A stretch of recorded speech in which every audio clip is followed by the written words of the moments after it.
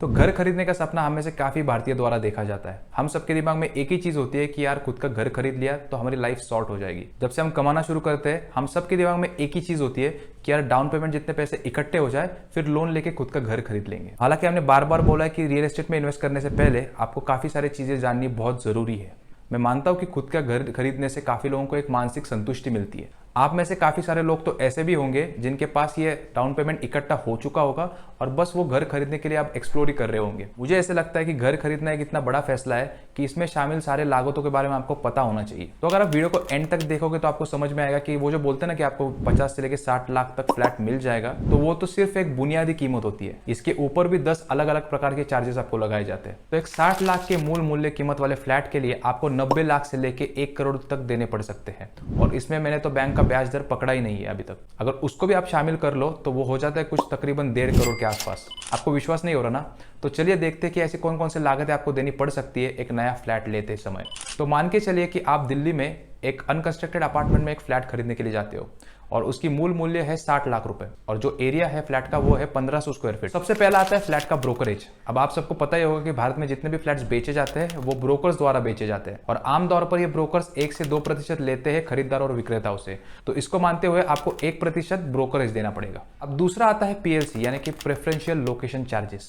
अब ये जो कॉस्ट हमने पकड़ी है 60 लाख रुपए, ये तो बेसिक कॉस्ट है, लेकिन अगर आपको फ्लैट थोड़े ऊपर वाले फ्लोर पे चाहिए, कॉर्नर फ्लैट चाहिए या फिर पार्क फेसिंग फ्लैट चाहिए तो आपको एक प्रीमियम देना पड़ेगा। इसको हम बोलते हैं प्रेफरेंशियल लोकेशन चार्जेस यानी कि पीएलसी। पीएलसी डिपेंड करता है एरिया टू एरिया, लेकिन मोटा मोटा अगर हम लेके चले तो 150 से 200 रुपए पर स्क्वायर फीट ये रहता है।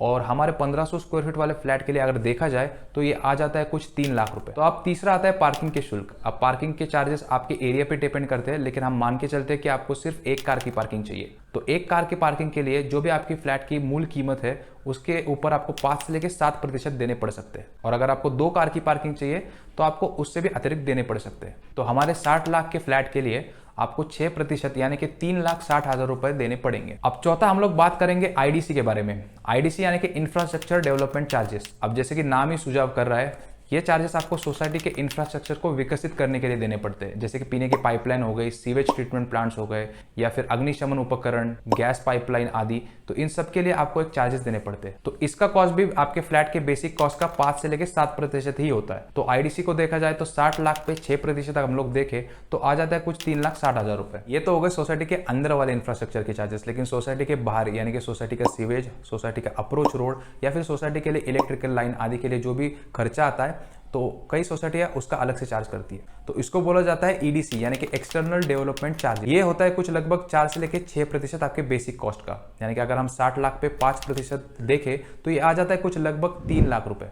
चौथा हम लोग देखते हैं सिंकिंग फंड के बारे में। तो एक ऐसा फंड है जिसमें कि सोसाइटी के सारे मेंबर्स आके एक राशि जमा करते हैं और इस राशि पे आपको कोई ब्याज वगैरह नहीं मिलता, लेकिन इस फंड का काम होता है कि अगर कोई आपातकालीन स्थिति आती है या फिर सोसाइटी की कुछ मरम्मत करनी हो तो इसका इस्तेमाल किया जाता है। अब आमतौर पर यह होता है कुछ 2 से लेकर 3%, यानी कि 60 लाख पे अगर हम लोग 3% पकड़े तो ये आ जाता है कुछ लगभग 1,80,000 के आसपास। अब ये सब तो हो गया घर और सोसाइटी के चार्जेस, लेकिन घर खरीदते वक्त हमें गवर्नमेंट को भी कुछ ना कुछ कर के रूप में देना पड़ता है। तो चलिए इसके बारे में बात करते हैं। तो सबसे पहला आता है स्टैंप ड्यूटी और रजिस्ट्रेशन।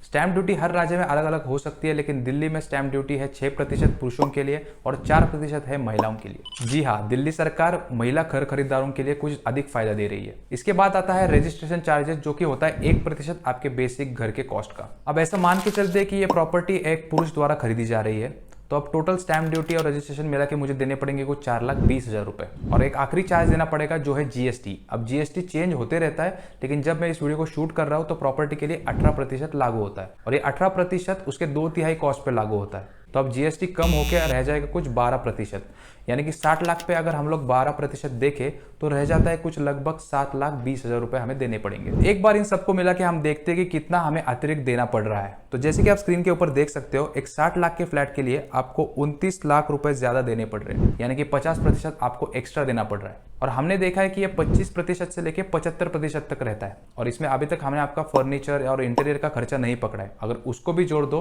तो आपकी कीमत और भी बढ़ जाएगी। तो घर लेते समय इन सारी बातों का ध्यान रखें, क्योंकि ये ऊपर वाले जो खर्च है उनके लिए आपको लोन भी नहीं मिलता, ये सारे आपके जेब से ही खर्च होते हैं। तो सारी बातों को कृपया ध्यान में रखें और इन सारी बातों में अगर आपको कहीं भी कोई भी शक हो तो हमें कमेंट्स में जरूर बताएं।